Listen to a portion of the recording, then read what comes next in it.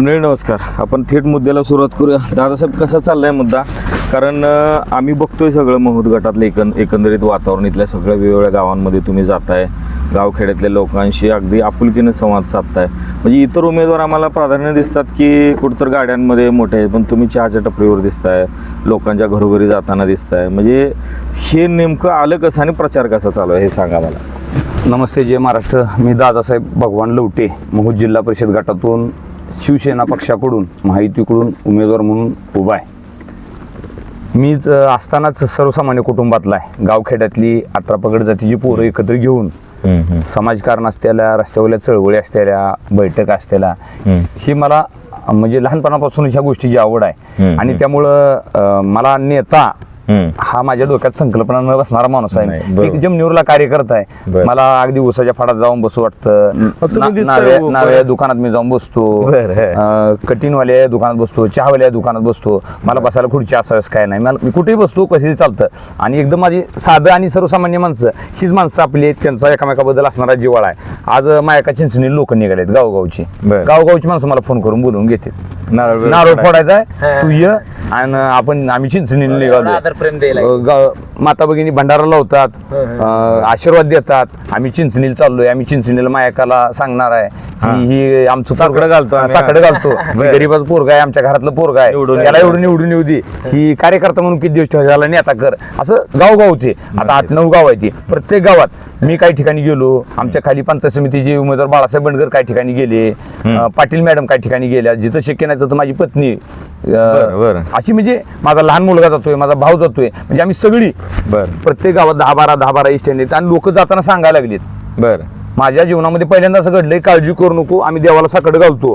आणि माघारी येऊन कोणी काही आम्हाला भेटू दे, कोणी आश्वासन देऊ दे, कोणी आम्हाला भंडारा शिवायला लावू दे, आम्ही मतदान हे तुलाच करणार आहे. कारण तू आमच्या घरातला आहे, तू आमच्या सर्वसामान्यातला आहे. आणि आज गावातली तरुण पोरं एवढं पाठीमागं पळायचं कारणच एवढं आहे. मला प्रचार यंत्रणेला काहीच करायची गरज पडली नाही. या सांगोला तालुक्यातली माझ्या मित्र कंपनीने काही जणांनी पोस्टमनची टीम मला पाठवून दिली, काही जणांनी वासुदेव पाठवून दिले. बेगर मध्ये माझे बांधव आहेत, त्यांनी त्यांचा वासुदेवाचा टीम पाठवून दिली. पुकारणाऱ्या गाड्या, सकाळच्या दुधाला जाणारी पोरं आहेत आमच्या भागातली, त्यांच्या पुकारणाऱ्या गाड्या. तुम्हाला गाड्यांची माहिती घ्या. दादा लवटेनं भाड्यानं गाडी घेतली का विचारा.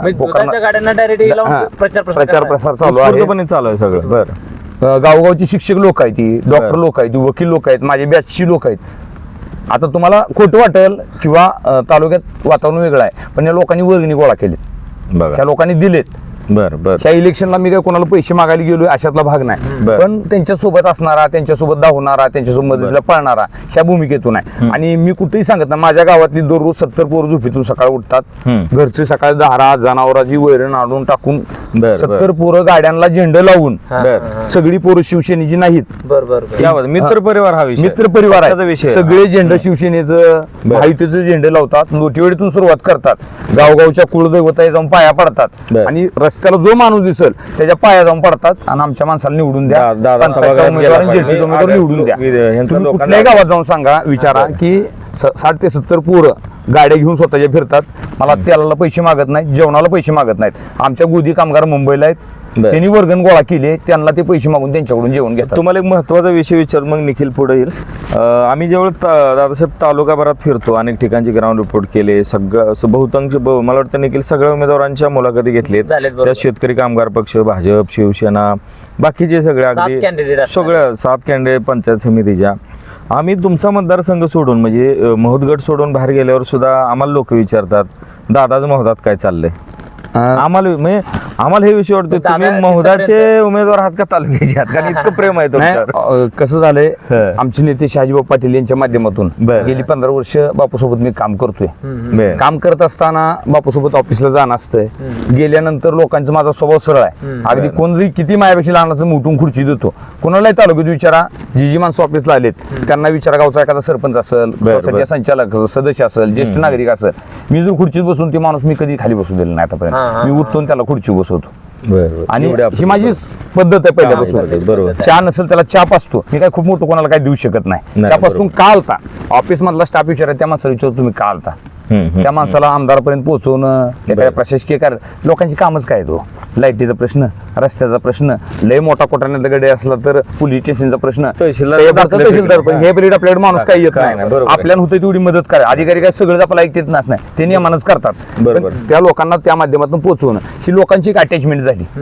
आणि शहाजीबाबू पाटलांचा माझ्या हा प्रचंड पहिल्यापासून विश्वास, प्रचंड विश्वास असल्यामुळं गावखेड्यात ही जी आपल्या तालुक्यात सगळीच गाव आहेत, त्या गावात प्रत्येक गावात पोहोचलोय. आम्हाला लोक दादासाहेब काय विचारतात माहिती आहे का, दादाचं काय चाललंय मौदात हे विचारतातच, पण आम्हाला विचारतात की मौदात दादा लीड किती घेईल.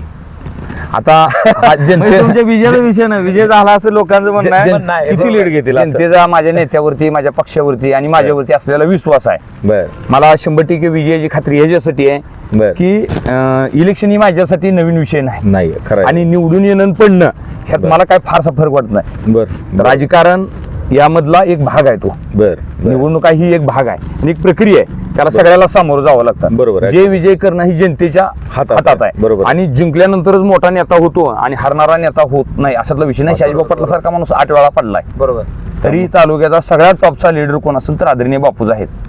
त्यामुळं बरोबर, अगदी बरोबर. आपण सांगितलं, चर्चेच्या केलं नाही, केला बापूशिवाय असता. राजकारण पूर्ण होऊ शकत बरोबर, नाही बरोबर. तालुक्याचं. हो. शहाजीबाबू पाटील हे आमचे आदर्श आहेत, हो. नेते आहेत हे नंतरचा विषय, बरोबर. आदर्श आहेत. बरोबर. त्यामुळं मला खात्री आहे, माझ्या जनतेला खात्री आहे, आणि माझ्या सोबत येणाऱ्या सगळ्या मित्र परिवाराला खात्री आहे. दुसरं- कारण दिवसातले 24 तासातील बर किमान 20 तास लोक माझ्यासाठी धावतात. म्हणजे बाकीच्या उमेदवारांना स्वतः पळायला लागतं, मला कुठंच पळायला लागत नाही, मला बरोबर नुसतं फोन अटेंड करायला लागतं. लोक तुमचं काम सध्या सध्या करतात. पण दुसरी गोष्ट आपल्याला खरी प्रामुख्याने बघावं लागेल, कारण आता बहुमत गटामध्ये फिरत असताना आम्ही काही गावामध्ये गेलो, त्या ठिकाणी गेल्यानंतर लोकांशी तरुण पोरं जे आहेत ते खरं तर दादाशिवाय नावच घेत नाहीत. ही परिस्थिती आहे. ही दादा नावाची क्रेज जी तयार झाली, ह्याच्या पाठीमागचं कारण काय आहे नेमकं? साहेब क्रेज वगैरे असं मला म्हणता येणार हा. नाही, पण माझा स्वभाव असा हा. आहे, म्हणजे राजकारणापेक्षा कारण ह्या गोष्टी स्पष्टीकरण झालं पाहिजे, हा. त्याला कळलं पाहिजे. ही समाजकारणात मी जास्त वावरलेला माणूस हा. आहे. उजनीचं पाणी आणण्या अगोदर हम्म. ह्या 13-14 जी गाव होती ह्यासाठी खूप मोठं मी रस्त्यावर आंदोलन केलं. बर बर सांगोलाला 2-3 मोर्चे काढले, अगदी बारामतीला सुद्धा आम्ही पवार साहेबांना टीम गोळा करून सगळी भेटायला गेलो होतो. बरं. आणि महूचा चौक 4 वेळा बंद केलता. आणि या तालुक्याच्या इतिहासात पहिली अशी घटना झाली, खासदारकीचं इलेक्शन होतं, रणजित दादा विरुद्ध हे उभा राहिले होते, शिंदे साहेब उभा राहिले होते. त्यावेळेच्या इलेक्शनला 6 महिने आम्ही या 13 गावात कुठलाच नेता फिरू दिला नव्हता. आम्हाला पाणी मंजूर करा, नाही आम्ही तुम्हाला फिरू देणार नाही, हा, हा. अशा बरं. पद्धतीचं टोकाचं आंदोलन झालं. बरं, बरं. गावोगावी डिजिटल आम्ही लावलं होतं. 6 महिने कोणाला येऊ दिलं नव्हतं. शहाजीबाबू पाटील साहेबांनी माझे आमदार असताना त्यावेळेस आम्हाला सगळ्याला बसवून शब्द दिला, पाणी मी देतो, मला आमदार करा, मी तुम्हाला पाणी शब्द द्यायचा शब्द करतो. बरोबर. त्यामुळे लोकांची एवढी अटॅचमेंट झाली. बघा, मी लग्न कोणाला सोडत नाही, लग्नाला तुम्ही पत्रिका द्या न द्या, मी लग्नाला हजर असतो. तुम्हाला माहित झालं का जाणार तुम्ही? धनी मातीला हजर असतोच. कुणाचा कार्यक्रम काय, कोणाचाही वाजू द्या, मी रेडीच असतो. मला दुसरं काही कामच नाही, जाऊन तर बरं आहे. पूर्ण वेळ तुम्ही पूर्ण लोकांच्या वेळ सेवेसाठी राजकारण म्हणूनच नाही, बरं. तर मला काय वाटतं ही आपली जबाबदारी आहे. आणि हे आपलीच आहेत ह्या आणि भावना. सुखात तुम्ही बोलवा न बोलवा, हम्म. तुमच्या दुःखात आणि अडचणी काळात उभा राहणं आपलं काम आहे. आणि तसं आपला म्हणजे पूर्वजन्मापासूनच आम्हाला एक संस्कार आहे असा की आपल्याजवळ काय आहे ह्याच्यापेक्षा आपल्या ताटात जर एक भाकरी वाढली, समोर जर उपाशी बसला, आपण त्याला काय अख्खी भाकरी देणार नाही, पण त्यातली अर्धी मोडून त्याला देऊ, अर्धी मोडून त्याला आपण खाऊ. जोडून एक प्रश्न विचाराय करतो, चर्चेतनं सुटून जाईल निखिल.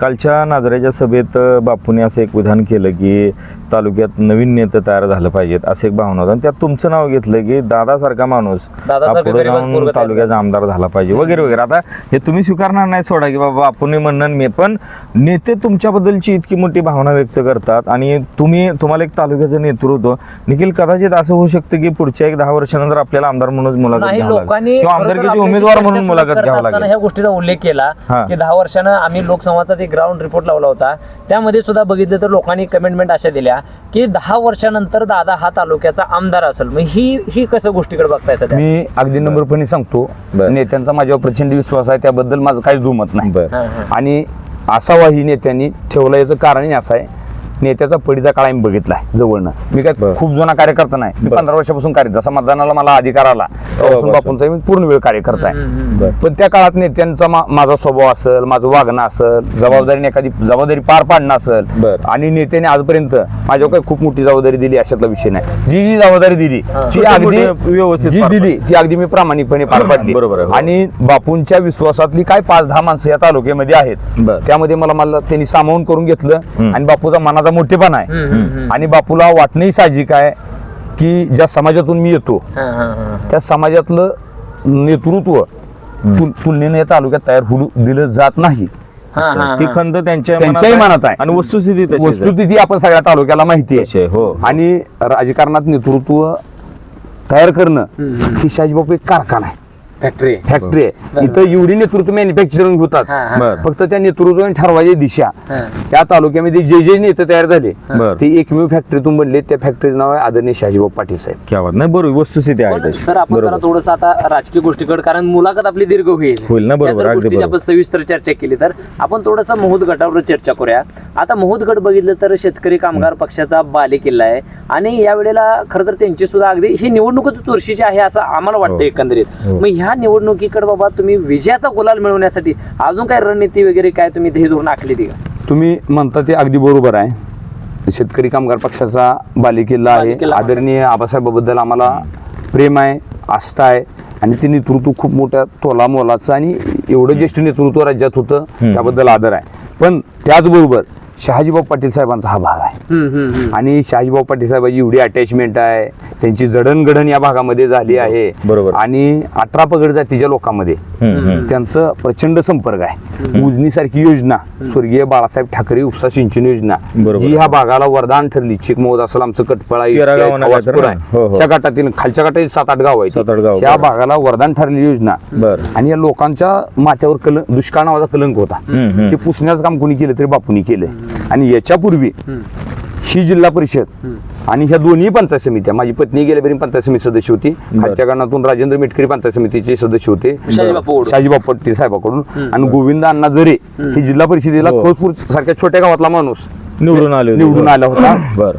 ह्या भागातील जनता ही अशी आहे जी काम करतो माणूस त्याच्या पाठीमागे राहते आणि ग्राउंडला बापूंचा प्रचंड काम आहे. बरं. आमचा तर संपर्कच आहे.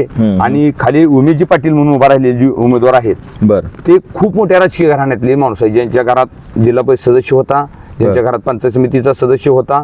आणि त्या काळामधल्या आय काँग्रेसमध्ये राज्यामध्ये जी प्रमुख नेते मंडळी होती बरं. त्या नेते मंडळीतील एक नेता त्या कुटुंबातील होता. त्या कुटुंबाला राजकीय वारसा आहे. वरच्या गाण्यामध्ये बाळासाहेब बंडगर नावाचा एक पैलवान गडी आहे, ज्यांचं सामाजिक चळवळीमध्ये खूप मोठं चांगलं काम आहे.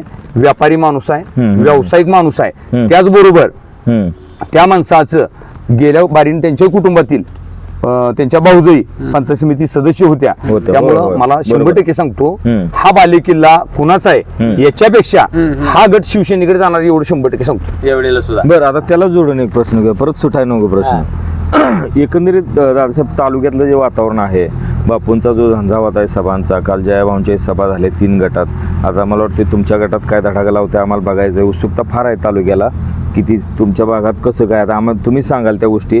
पण मला एक भावना अशी आहे की शेतकरी कामगार पक्षानं पंचायत समितीवर असंख्य वर्ष आबासाहेब असताना लाल बाटवा फडकवला. कदाचित जनतेच्या मनात असं काय आहे का की बाबा पंचायत समितीवर यावेळेस महायुतीचा भगवा ध्वज किंवा झेंडा तुमचा फडकावा अशी लोकांची भावना दिसते का काय? आम्हाला असंच जाणवते. नगरपालिकेला आम्ही बघितलं, आम्ही जनतेला सांगत होतो की आनंदभाऊ मानेंना किमान 1500 निवडून द्या. आम्ही जनतेला सांगत होतो, तेवढ्यावर तुमची अपेक्षा होती. आणि बहुमतापुरतं 12-13 जी बहुमत लागते, छप्पर पार मतदान झालं, तेवढंच नगरसेवक द्या. आम्ही एवढं मागतो जनतेला. आमचं कॅल्क्युलेशन बी तीच होतं, आमच्या बेरजा बी ती होत्या. नगराध्यक्ष 5000 दिला आणि सीट आणल्या 15 निवडून. लोकांनी गणित आणि ही शहरी आणि ग्रामीणचं तर आमचं गडी, आमचं ग्रामीण भागाचं तर गडी रानामाळात आबदणार आहेत, शर्डा माग मेंढरा मागे येणार आहेत, चपल्या सांगणार गडी आहेत. आमचं कलरची कामं करणारी ग्रामीण भागातली पोरायची. आणि शहरी भागापेक्षा ग्रामीण भागाच्या लोकांची अटॅचमेंट आणि नाळ एकामेकाशी प्रचंड घट्ट बांधलेली आहे. कारण 18 पगड जातीची 12 बलुतेदार जी आहेत ही लोक आहेत, त्यांची एकामेकाशी अटॅचमेंट आहेत. ठीक आहे, असं प्रचार करून कालव करून सांगत नाहीत, ह्यालाच मत द्या, ती सांगतात. बापूज वारबर आहे बरं का, शिवसेनेच वारबर आहे बरं का. तुम्हाला विश्वास मला 100% सांगतो मी. बरं, आपण या ठिकाणी महूद मध्ये एका फार्म हाऊसवर बसून आंब्याच्या बागेमध्ये बसून मुलाखत करतोय. मी 100% सांगतो, पंचायत समितीचा सभापती हा महायुतीचा असेल. सभापती हा माहितीचा. नगर परिषदेची पुनरावृत्ती पंचायत समिती 100% होणार. जनता साथ देणार. कारण नगरपालिकेचा जो गुलाल आहे तो आमच्या सिद्धनाथाचा गुलाल आहे.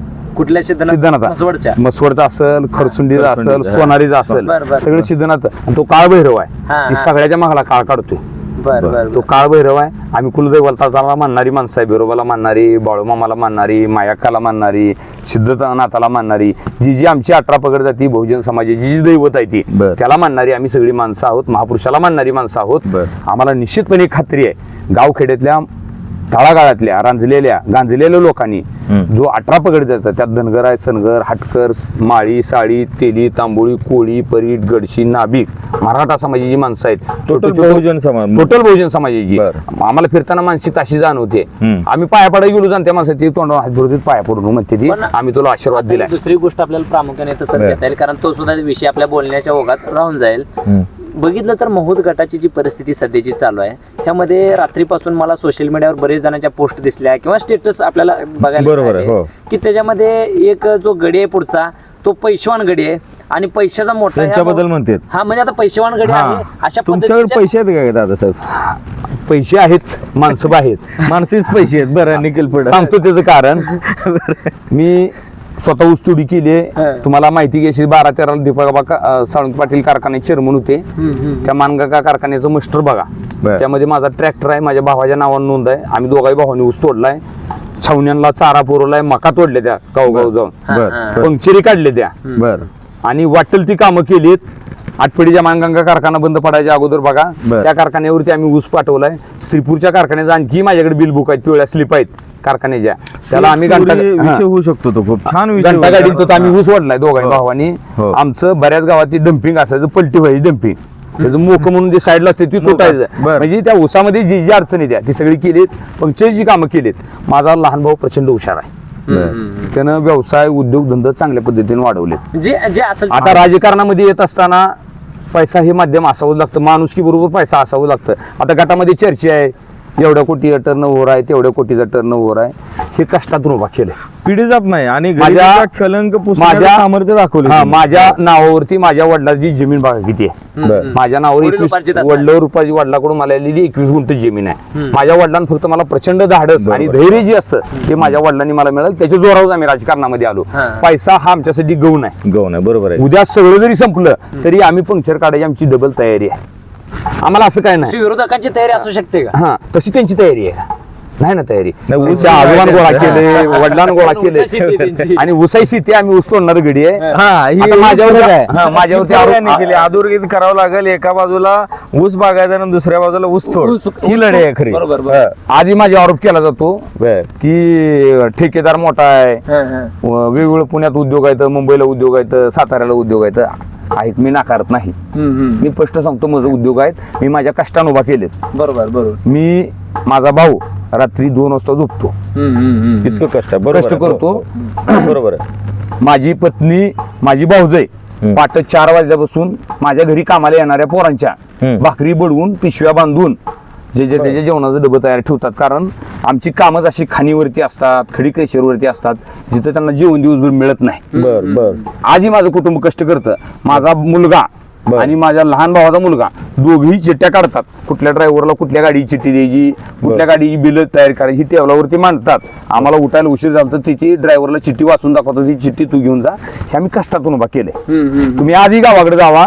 मी इंदिरा आवास योजनेच्या घरकुलात, एवढा माझा जरी मोठा उद्योगधंदा असलं तरी इंदिरा आवास योजनेच्या घरात राहतो. त्याला 2-4 खोले आहेत. आणि गावामध्ये उतारा काढून बघा तुम्ही, जे गावठाणामध्ये घरकुल आहे ते माझ्या बापाला मिळालं, तेच आमच्या नावावर नोंद आहे. त्याच्यापेक्षा वेगळं घरकुल हा उद्योगधंद्यामध्ये आहे.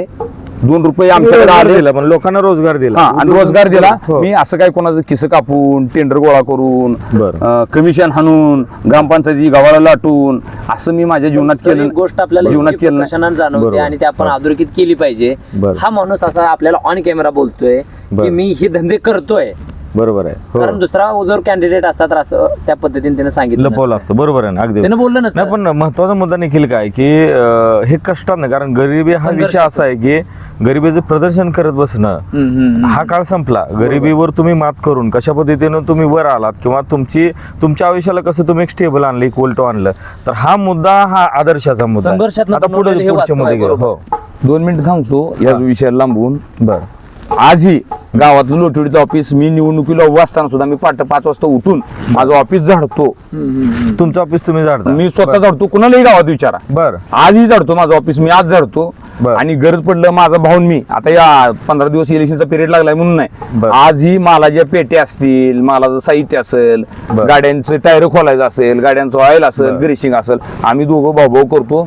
बकेटचं दात बदलायचं असतील, पायपा जोडायचे असतील, ऑइलचं डबं व्हायचं असतील, आजही आम्ही दोघं भाऊ तो उद्योग करतो. कारण आम्हाला जाणीव आहे कष्ट केल्याशिवाय पर्याय नाही आणि कष्टातून हाल होतात, हार होत नाही. बरोबर बरोबर बरोबर. संघर्षातून माणसाचं प्रचंड हाल होतं, बरोबर आहे. पण त्यामध्ये हार होत नाही. बरं. हा संदेश आहे आमच्या मनामध्ये आणि त्यानुसार आम्ही काम करतो. अगदी बर. पण महूद गटाची जर आता राजकीय परिस्थिती बघितली तर तुम्ही म्हटल्याप्रमाणे शेतकरी कामगार पक्षाचा हा बालेकिल्ला होता, पण तो 2017ला तुम्ही मोडून काढलाय असं पण तुम्ही सांगताय. मात्र विरोधक सध्या तुम्हाला खरं तर मागं ओढण्यासाठी वेगवेगळ्या पद्धतीचा अजेंडा सोशल मीडियाच्या माध्यमातून मतदारांसमोर संभ्रम करण्याची परिस्थिती निर्माण करतायत. काय वाटतंय ह्या संदर्भात सगळ्या आता कालवा चालू केला की हिने विकास कामच केली नाहीत, विकास कामच केली नाही. बर. आता आपल्या माध्यमातून मी एवढंच सांगतो, तालुक्यातली जनता शून्य आहे. महूद जिल्हा परिषद गटामध्ये नेत्याच्या माध्यमातून किमान 400 ते 500 कोटीची कामं झाली. मी सांगोल्यापासून जे दन पळत आला डांबरी रस्ता, सिमेंट रस्ता जो झाला 20 मिनिटात येते 20 मिनिटात त्याला 2 ब्रिजचं फक्त काम बाकी आहे, बरोबर ते आहे. बापूंनी केलाय.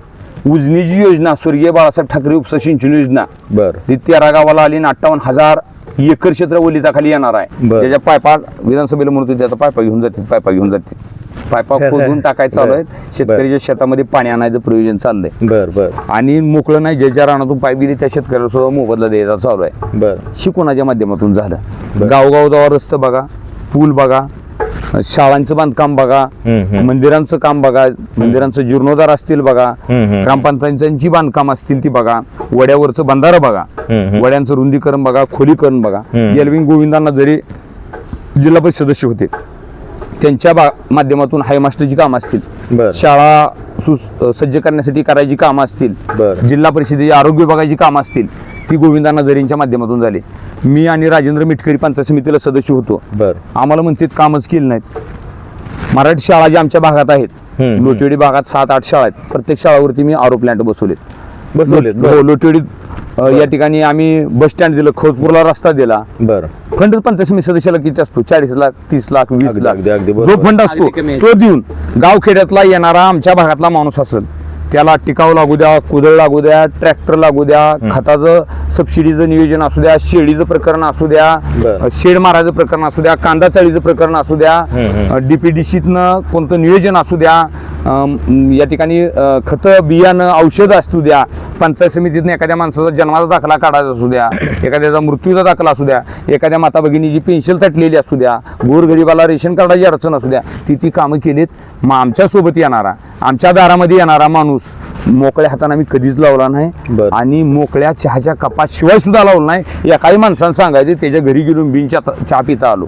ही तुम्ही खासियत त्या हा. ठिकाणी जपली. ऐका ना, आता याच्यामध्ये बघा, जयभाऊ आता ग्रामविकास खात्याचे मंत्री आहेत, बरोबर आहे, आणि शिंदेसाहेब, एकनाथ शिंदेसाहेब नगर विकास खात्याचे मंत्री आहेत. आता 2017ची जी परिस्थिती आहे, मला वाटतंय सरकार होतं, परंतु ह्या सगळ्या ज्या गोष्टी होत्या, म्हणजे जयभाऊ आता ॲक्टिव्ह माणूस आहे, पालकमंत्री आहेत, ग्रामविकास खात्यात, आणि आपला झेडपीचा संबंध हा जयभाऊशी संबंधित आहे. तर याचा काय फायदा होऊ शकतो का? कारण जरी समजा लोकांच्या मनात तशी भावना असेल, काम झालं नाही, पण तुम्हाला आशावाद आहे का की बाबा जयभाऊ आता मंत्री आहेत ग्रामविकास खात्याचे, त्यातनं काय गेल्या कामं करू शकाल? 2.5 वर्षामध्ये बापूंनी त्यांच्या आमदारकीच्या काळामध्ये बरं. शिंदे साहेब असतील, फडणवीस साहेब असतील, अन्य नेते असतील, त्यांच्या माध्यमातून या तालुक्यामध्ये 6,000 कोटीचा निधी आणला. बर.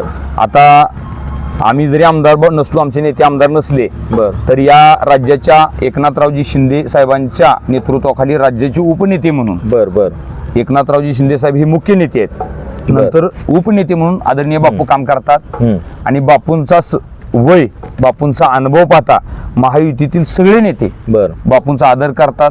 बापूंनी कोणतीही कामं सांगू द्या, ती कामं बापूंना देण्याचं काम करतात. आदरणीय जयभाऊ गोरे साहेब हे आपल्या मानदेश भागातीलच आहेत. सुदैवानं ग्रामविकास खातं त्यांच्याकडे आहे. ग्रामीण भागातला चेहरा मोहरा बदलण्याचं जे काम असतात, रस्त्याचं प्रश्न असतील, डीपीचं प्रश्न असतील, लाईटचं प्रश्न असतील, गावगाड्यातले असणारे गावगाड्यातला प्रश्न असतील, ते प्रश्न सोडवायला तो माणूस खमकी आहे. बापूंचं त्यांचं अतिशय जिव्हाळ्याचा संबंध आहे. काल नगरपालिकेला जरी काही झालं असलं तर ती राजकारणामध्ये अशा गोष्टी होत असतात. आपण सगळे कार्यकर्ते मानसिकदृष्ट्या सदृढ आहे, त्याच गोष्टी उकरून काढणं, त्या गोष्टी करण्यापेक्षा जयभाऊ हा पॉझिटिव्ह ॲटिट्यूड घेऊन पुढे जाणारा नेता आहे. आमचं रणजित साई निंबाळकर साहेबांसोबतही चांगले संबंध आहेत. या ठिकाणी सगळ्याच नेत्याशी पण तुमचं वैयक्तिक सुद्धा बघितलं तर बऱ्याच लोकांशी संबंध बसवट आहे, चांगले आहेत. बरोबर आहे. म्हणजे ते शहाजी बापू सोडून सुद्धा मग ते गोपी शेठ असतील, दीपक आबा असतील, बाबासाहेब देशमुख असतील, मग ही सर्वची राजकीय मंडळी यांच्यासोबत सोबत तुमचं सलोख्याचं अगदी नातं झालं. राजकारणामध्ये कोणच कोणाचं शत्रू नसतं. बरं. हे आमच्या ज्या दिवसापासून लक्षात आलं बरं. आणि आमच्या नेत्यांनी बापूंनी सांगितलं कायम शत्रुत्व कोणाशी ठेवायचं नाही, राजकारणात मैत्री असावी. हे नेत्याच्या संदेशामुळं आदरणीय गोपी शेठ बरं. पडळकर यांचंही माझं खूप चांगलं जवळचा संबंध आहे. तुम्ही त्यांच्याच तालमीत अगोदर गेले होते, आम्हाला माहित आहे ते. त्यांच्या- बरं, ऐका साहेब, ही भानगड काय, जरा थोडा वेगळा प्रश्न विचारूया. गोपीचंद म्हणजे शेठच्या तालमीत तयार झालेली जी माणसं आहेत ही फार म्हणजे बहुजनवादी चेहरा, आणि दुसरी गोष्ट फार म्हणजे पहाडी आवाजाची माणसं, विचार पुढचा करणारी आणि लोकांसाठी प्रसंगी आक्रमक भूमिका जीव सुद्धा देऊ शकतील बरोबर. इतकी ताकदीची माणसं. गोपी शेठ हे- तो थोडा इतिहास सांगा. गोपी शेठ आमच्यापेक्षा खूप मोठ्या वयानं म्हणजे 1-2-3 वर्षांनी माझ्यापेक्षा मोठा आहेत. बरं. पण तो माणूस मला आरतूर अजून बोलला नाही. तुम्हाला बोलला? कधीच बोलले नाहीत मला आरतूर. तुमच्या दादासाहेब कार्यक्रमाला या, चालते. दादासाहेब जावा. दोघं एकत्र फिरत होता मग त्यावेळेस. मी कॉलेजला झालेलो होतो हा आणि आम्ही तो बोर्डिंगला. बरं बरं. त्यावेळेस गोपी शेठ साहेबांच्या जीसीबीचा व्यवसाय होता. MBBS काहीतरी अपूर्व सोडून त्यांनी गावामध्ये जीसीबी ग्रामपंचायतीची निवडणूक लावली होती. त्यांचं बोलणं, त्यांचं वागणं ते एकदम उत्तुंग झालं. आम्ही बापूंचं काम चालू केलं. बरं बरं बरं. तालुक्यात हे असल्यामुळं बापूंचं काम चालू केलं. आणि गोपी शेठ एकदा जेलमध्ये गेले त्या आंदोलनामध्ये. हो. आणि त्यांना भेटायला शाही बापू आम्हाला घेऊन गेले. बरं. त्यामुळे बापूंचं शेठचं एकदम घनिष्ठ जवळ संबंध आला. आणि बरं. कालांतरानं आमची एवढी मैत्री जुळली बरं. की त्यांच्या पडीच्या काळामध्ये, अडचणीच्या काळामध्ये बापू आम्ही सगळे त्यांच्याकडे धावून जायचो. बरं. आमच्या कुठल्या अडचणीत पडीच्या काळामध्ये ते धावून यायचं. त्यांचा पक्ष वेगळा असेल, राजकारण करण्याची वेगळा पद्धत असेल. वेगळी असेल, बरोबर. आमचं राजकारण करण्याची पद्धत वेगळी असेल. ते राज्याचे खूप मोठे नेते आहेत आज. बरोबर. जरी नेते असले तरी आम्ही आजही फोन केला तर 2 मिनिटात आमचा एवढं. फोन उचलतात. सर आपल्याला एक गोष्ट प्रामुख्याने बघावं लागेल. ज्यावेळेस उमेदवारीचा अर्ज यांनी दाखल केला, अर्ज दाखल केल्यानंतर सांगोला पॉलिटिक्स असेल, लोकसंवादाशी चर्चा करताना काही विषय आपल्याकडून त्यावेळेस सुटले. आता तुम्ही सांगितले की मी ऊस तोडणीचं केलं, पंचरी काढल्या, किंवा रेड्याचा पण एक किस्सा तुम्ही त्या ठिकाणी सांगितला. हे असे बरेच किस्से तुम्ही सांगितले. तुमचं वय साधारणपणे किती होतं की त्यावेळेस तुमचे वडील सोडून गेले? साधारणतः 18-19 वय असेल माझं. 19 वर्षी वडील सोडून गेले आम्हाला. वडील त्या काळामध्ये BCom MCom पर्यंत शिक्षण झालं त्यांचं. पण राजकारणामध्ये चुकीच्या पद्धतीनं वाहत गेले, जास्त भांडण कुटाणे शात वाहत गेले. त्या काळात त्या गावामध्ये राजकारण त्या टप्प्यामध्ये वेगळंच होतं. आणि व्यसनाधीनतेच्या आरी जाऊन एक पैलवानासारखा असणारा गडी पण दारूच्या नशेमध्ये जाऊन दुर्दैवी त्यांचं निधन झालं. पण आता ह्या सगळ्या यंत्रणेमध्ये बघितलं तर आज सगळं तुमच्याकडे आहे. त्यावेळची परिस्थिती तुम्ही सांगताय की आम्ही इतके हलाखीचे दिवस काढले, इतके भयंकर दिवस होते की त्या दिवसामध्ये अगदी पोटाला भाकर सुद्धा मिळत नव्हती, ही परिस्थिती होती. ही सगळं करत असताना आज तुमचे वडील तुमच्यासोबत नाहीत. ही जर वैभवशाली आज तुमची उमेदवारी असेल, ही सगळं साम्राज्य बघितल्यानंतर काय वाटलं असतं? आज ही वडिलांची आठवण हे खूप वाईट वाटतं.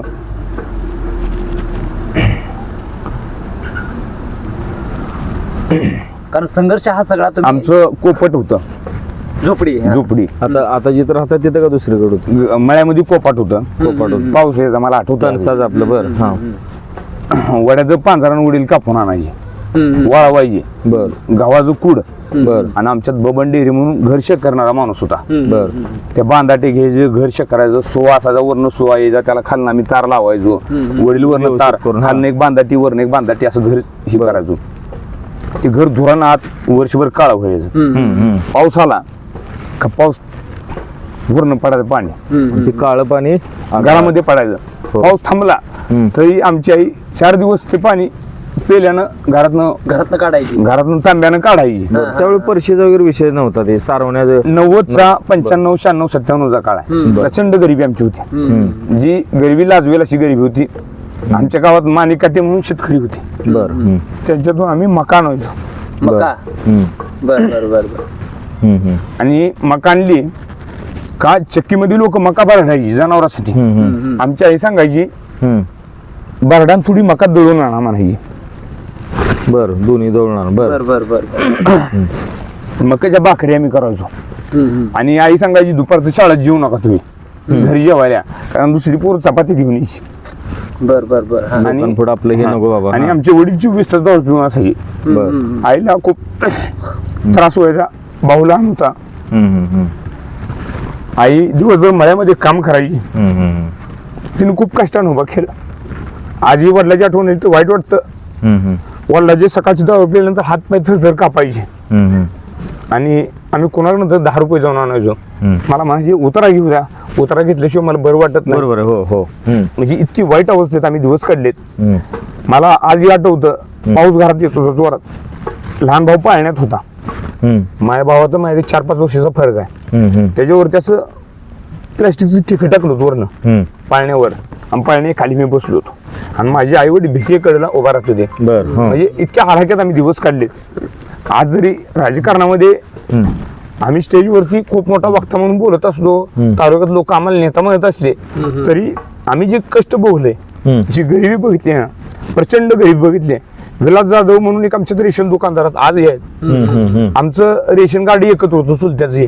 त्या माणसानं कधी विचारलं नाही आम्हाला रेशनचं ठिकं दिवाळीला आलं का विलासप्पा दिवाळीला रेशनचं ठिकं आणि बाजार करायला 1000 रुपये द्यायचे. म्हणजे अशा गरिबीतनं प्रचंड लोकांनी आम्हाला मदत केली त्यावेळेस. बरोबर आहे. हो. आणि या मदतीनं हे काय आमचं एकटे श्रेय नाही. माझ्या आईनं खूप कष्ट केले, माझ्या मामाने माझ्यासाठी खूप कष्ट केले, माझ्या चुलत्यांनी, माझ्या चुलत भावानी, माझ्या आत्यानी.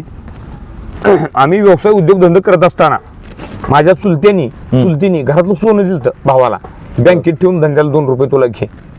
ही सुरुवात तिथून ही तशी सुरुवात झाली. हा, अच्छा. आहे. माझं चुलत साधा आहे, दोघं. एक चुलता मेंढर राखतो, एक चुलता शेती करतो. बर. माझं चुलत भाव आहेत. आमच्यावरती गावात कोणताही प्रसंग आला राजकारणात, काय वेळा मारायचा आम्हाला प्रयत्न झालं, काट्या कुराडी घेऊन लोक आली विरोधातली. माझं अख्खं कुटुंब, माझे चुलत भाव आहेत, चुलते आहेत, सगळं फॅमिली मिळून 53-54 माझ्या घरामध्ये मुलं आहेत. बर. तर सगळी गरीब माणसं आहे. सगळ्यांनी त्याच्या काळामध्ये ताकद उभा केली आमच्या मागं, तुमच्या पाठीशी राहिलेली लोक पूर्ण ताकदीने उभा केलं म्हणून नेता आहे. आज जरी आम्ही तुम्हाला सगळं नेतं देत असलो, जिल्हा परिषद सदस्य म्हणून नाही, उभा राहत दादासाहेब, असलो, याचं उमेदवार कारण असं होतं की आपल्याला ह्या गोष्टी लोकांच्या समोर आल्या पाहिजेत. हा संघर्ष काय आजचा संघर्ष नाहीये. आज जे तुम्हाला वैभवशाली जे दिसतंय, हे वैभव असंच उभा राहिलेलं नाही. सहजासहजी आलेलं नाही. आलेलं लोकांना नाही. वाटतं- हा संघर्ष कळू देत. आजही हम्म. शिळी भाकरी माझ्या आई टाकून देत नाही. आजही ती भाकरी वाळवते, तिचं तुकडं करते, त्याला तेल मीठ लावते, चटणी टाकते आणि तव्यावर भाजते आणि आम्हाला खायला होते. आजही आम्हाला आमच्या आईला गरिबीची जाणीव आहे. जाणीव आहे. बरोबर आहे. मग आता ह्या सगळ्या गोष्टी आता बघत असताना हे वैभवशाली साम्राज्य तर तयार झालेलं आहे. लोकांमध्ये तुम्ही खरं तर अगदी तळमळीनं काम करता. ह्या सगळ्या गोष्टी चालूच आहेत. मग ह्या सगळ्या गोष्टी करत असताना आई काय सल्ला देते का, पोरांना असं करा तसं करा, असं काय चर्चा होती का? आईच एकच सांग नसतं, तू कोणालाही टोकान बोलू नको, कोणा संगही वाकडं चालू नको. माझ्या देखत तुम्हा दोघाला काय झालेलं मला बघणार नाही. आणि राजकारणात कमी होऊ द्या, जादा होऊ द्या, फक्त कोणाला त्रास देऊ नका, कोणाचंही 2 रुपये बुडवू नका, वैर नको कोणाशी. बरोबर. कोणालाही शिव्या देऊ नका, कोणा संगही भांडणं करू नका. जेणेकरून वाद होईल, टोकाला जाईल असं कोणताही उद्योग करू नका. आणि आजही आई माझी सकाळची उठते, देवपूजा करते. आम्ही दोघं भाऊ आज, आमच्या दोघांच्याही बायका आईच्या पाया पडल्याशिवाय घरातून बाहेर पडत नाही. पण आता जो तुम्ही सांगितलं आईंचं वय 18 किती आता? आता माझ्या आईचं वय 61-62 वय आहे. पण सर साधारणपणे ही एवढा काळ होता. संघर्ष निखिल, म्हणजे ही विशेष आहे खरं पाहुणे. आता राजकारण सोडून देऊया थोडंसं. कसं ह्या गोष्टी सगळ्या होत राहतील, पण निवडणुका येत्या 18-19 जातात वर्षाचा सगळं. जो त्यांचा काळ होता ना सर, ह्या सगळ्यामध्ये प्रामुख्यानं 18-19 वर्षानंतर खरं तर वडिलांची साथ सुटली आणि तिथून आईच खरं आपल्यासाठी वडील आणि सगळ्या गोष्टी खरं तर तिनं बजावल्या, भूमिका बजावत असताना तो काळ कसा गेला साधारणपणे त्या वेळेचा? साधारणपणे लहानपणापासूनच बघा, आईनं खूप मोठा संघर्ष केला. माझ्या लहान भावानं खूप मोठा संघर्ष केलाय.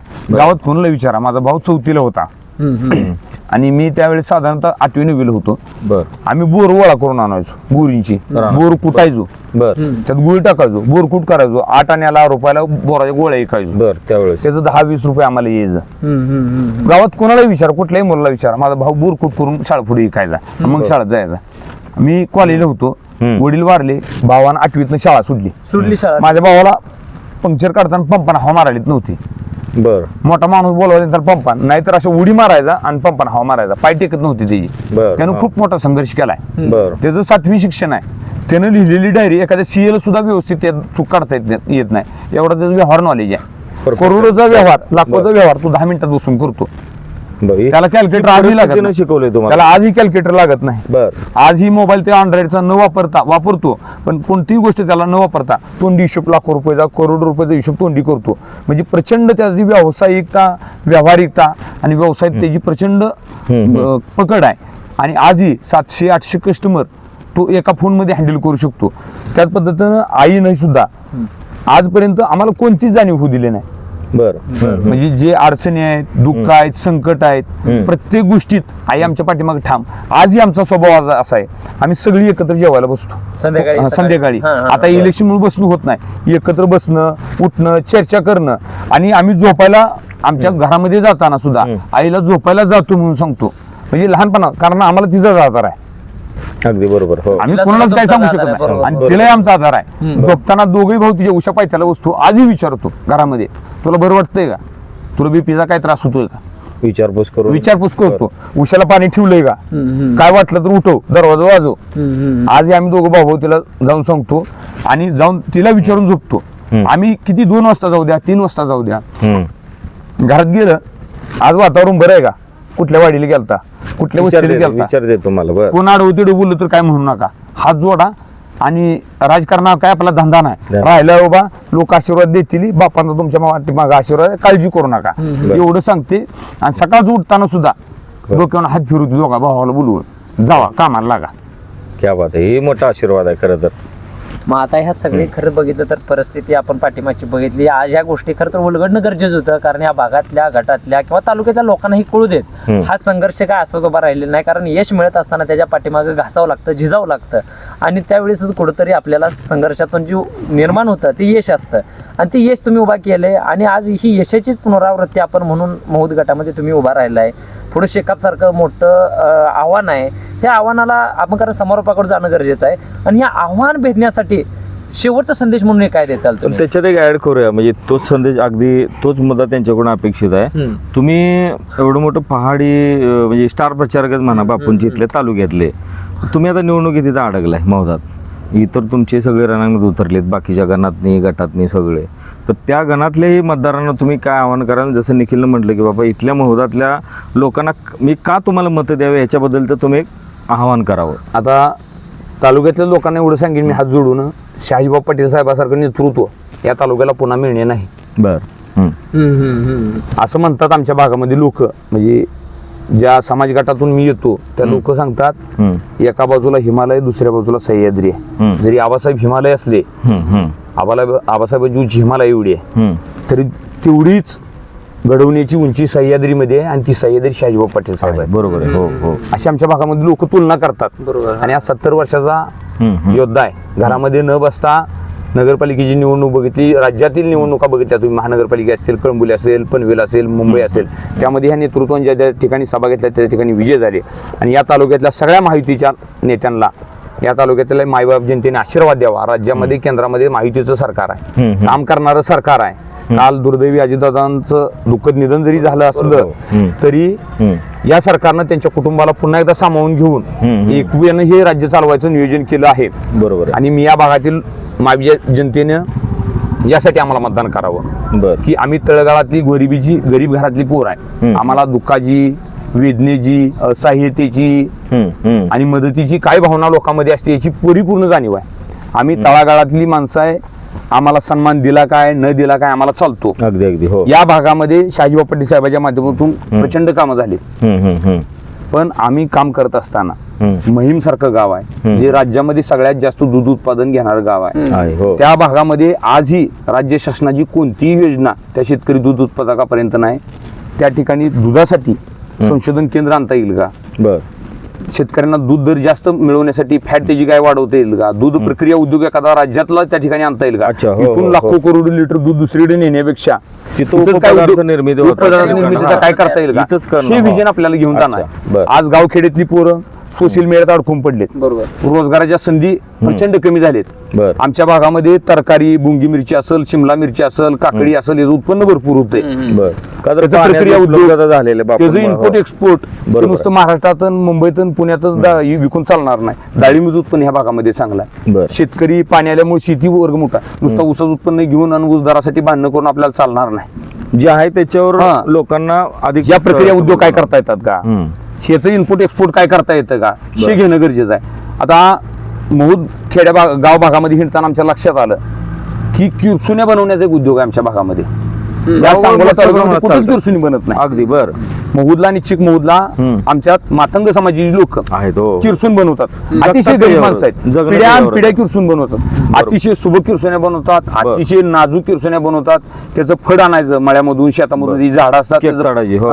फड आणायचं, ते रस्त्यावरती टाकायचं, वाळवायचं, पाण्यामध्ये बुडवायचं, झाडायचं त्या बडवण्यानं आणि त्याच्या सुबक किरसुन्या बनवायच्या. बर ती एक हस्तकला आहे, एक प्राचीन परंपरेनं चालत आलेली कला आहे. त्याच्याकडे कोणाचंच लक्ष नाही. आणि घरोघरी लागणारी वस्तू आहे आणि ती, बरोबर आहे. आपल्या भागामध्ये गावखेड्यामध्ये आजही आपण पाडव्या दिवशी, दिवाळीला किरसुनीला लक्ष्मी म्हणून पुजतो. पूजतो त्याला, अगदी एवढा मान आहे. मान आहे किरसुनीला. अगदी. आणि ती किरसुनी आपल्या भागामध्ये बनते.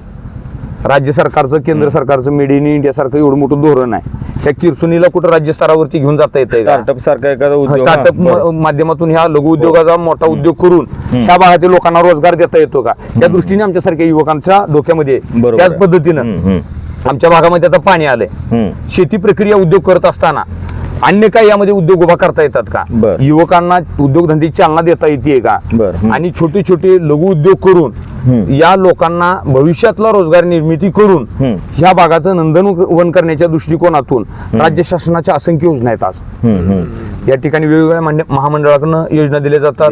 बरोबर आहे. राज्य शासनाकडनं नाबार्ड सारख्या वेगवेगळ्या योजना येतात.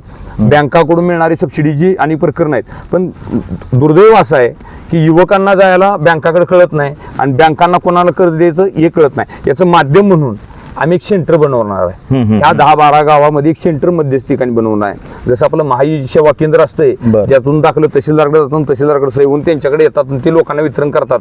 तसं आम्ही लोकांच्या समस्या, अडचणी, लागणारी कर्ज हे सगळं आमच्याकडे मागणी करून घेणार आहे. कोणाला ट्रॅक्टर घ्यायचा असतोय, कोणाला वडापची गाडी घ्यायची असते, कोणाला भेळचा गाडा बांधायचा असतोय, कोणाला चप्पल सांधायचं दुकान करायचं असतंय, कोणाला मटण कटिंगचं दुकान टाकायचं असतंय, कोणाला केस कापायचं दुकान टाकायचं आहे, वाजंत्र्यांना बँड घ्यायचा असतोय, गोंगड धनगऱ्या माणसाला गोंगडे उद्योग. आज मेंढर आमच्या भागात भरपूर आहेत. आज निम्मी माणसं आमची मेंढर घेऊन काळ्यारानला गेलेत, निम्मी माणसं वसईला गेलेत, काही माणसं ऊस तुडीला गेलेत. त्या लोकांना काय उद्योग इथं उभा करून ते करता येते मोठा म्हणजे गोंगड्यासारखा उद्योग इथं उभा गरजेची करून. गोष्ट आहे. आज मेंढरांची एवढी लोकर आम्ही इथं लोकर घेतो आणि सांगलीला पाठवतो. इथंच गोंगडी बनवता येतात का? आज तुम्ही गावोगाव गारमेंट बघताय, गोंगड्याचाच एखादा उद्योग काढून या भागातून अगदी, गोंगडी अगदी. सगळ्या राज्यभर आपल्याला का देता येणार नाही? अगदी बरोबर आहे. अगदी देश पातळीवरती लंडन सारख्या ठिकाणी आम्ही ऑनलाईन बघतो. आता सगळे आपण मोबाईल ऑनलाईन मागवतो अमेझॉनला तुम्ही चेक करा, फ्लिपकार्ट चेक करा. घोंगडी यातून परदेशामध्ये जायला लागलीत. मग ही कच्चा माल तर आपल्या भागामध्ये मिळतोय लोकरीचा. त्याच्या माध्यमातून आपल्या भागामध्ये शेळ्यांचं प्रमाण जादा आहे, मेंढराचं प्रमाण जादा आहे. उत्कृष्ट पद्धतीचं नॅचरली पद्धतीनं शेळ्या मेंढ्या माळरानावरती खातात आणि येथील शेरड मेंढर घेतात मुंबईला विकली जातात. ह्याचाच कुठंतरी शेतकऱ्यांचं डाएट व्यापाऱ्याच्या माध्यमातून ह्याची साखळी उभा करून शेळ्या मेंढ्या इथंच विकून थेट फायदा होईल. महूद सारखा खूप मोठा बाजार आहे, पण त्याच्याकडे दुकानाचं लक्ष नाही.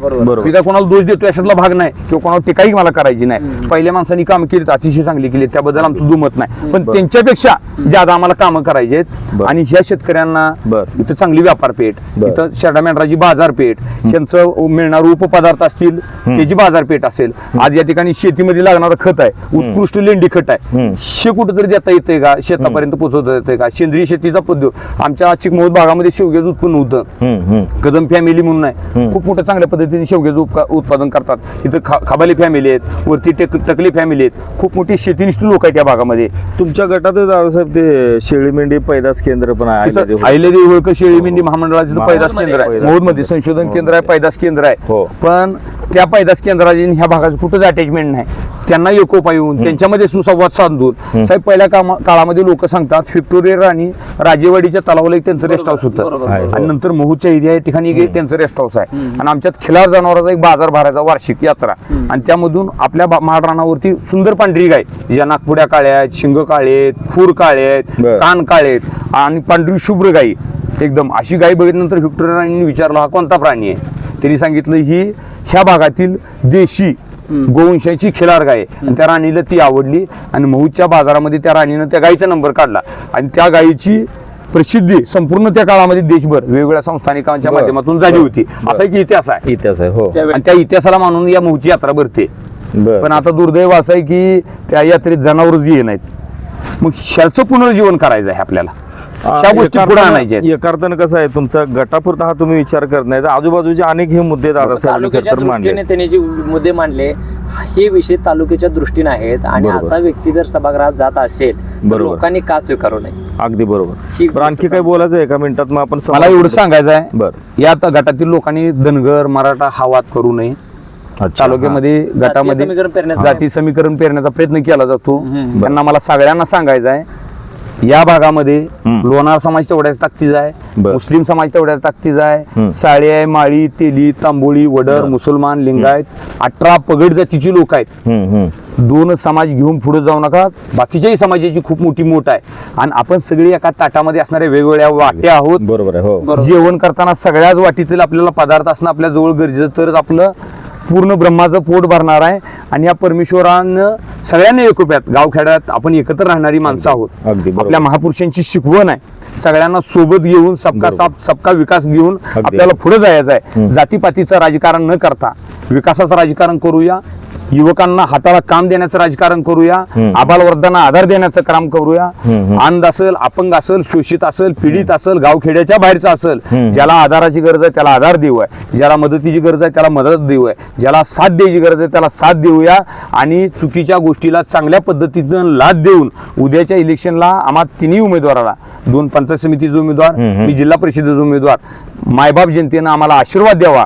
तुम्ही दिलेल्या आशीर्वादाची परतफेड आम्ही निश्चितपणे कामानं करू. तुमच्या सुखामध्ये आम्हाला बोलवा न बोलवा, तुमच्या दुःखामध्ये, तुमच्या अडचणीच्या काळामध्ये परमेश्वरानं तुमच्या वेळ येऊ नये. जरी आधी तुमची नातेवाईक तर तुमच्या सोबत असतील, पण एक लहान भाऊ म्हणून, मुलगा म्हणून, तुमचा मोठा बंधू म्हणून तुमच्या सोबत आम्ही कायमस्वरूपी राहू. ही परमेश्वराच्या साक्षीनं विश्वरत्न डॉक्टर बाबासाहेब आंबेडकर, छत्रपती शिवाजी महाराज, नरवीर उमाजी नाईक, अहिल्यादेवी होळकर, मल्हारराव होळकरांच्या साक्षीनं शपथ घेऊन सांगतो, तुमच्या सोबत इमाने इतबारी राहून पूर्णपणे काम करून नम्रपणे वागेन, उतणार नाही, मातणार नाही, दिलेला वासा कुठेही टाकणार नाही, एवढा शब्द देतो. आणि तुम्ही दोघांनी आम्हाला तुमच्या चॅनल पुढे बोलण्याची संधी दिली त्याबद्दल मनपूर्वक आभार मानून थांबतो. जय महाराष्ट्र. आपण सांगूला पॉलिटिक्स हे यूट्यूब चॅनल जर पहिल्यांदा पाहत असाल तर नक्की सबस्क्राईब करा आणि तालुक्यातील प्रत्येक बातम्या, ताज्या घडामोडी काही क्षणात जाणून घ्या.